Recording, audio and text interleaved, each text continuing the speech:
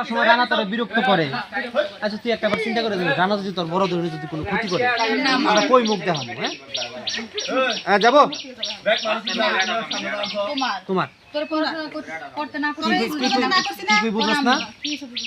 বলি অ্যাকশন। কি হইছে তুই বুঝছ না?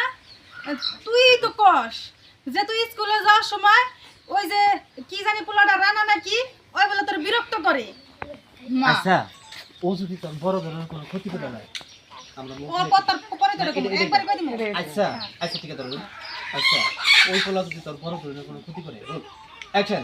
আচ্ছা তুই বুঝছ না ওই পোলা যদি তোর বড় ধরনের কোনো ক্ষতি করে সেই সময় কেমন করমু?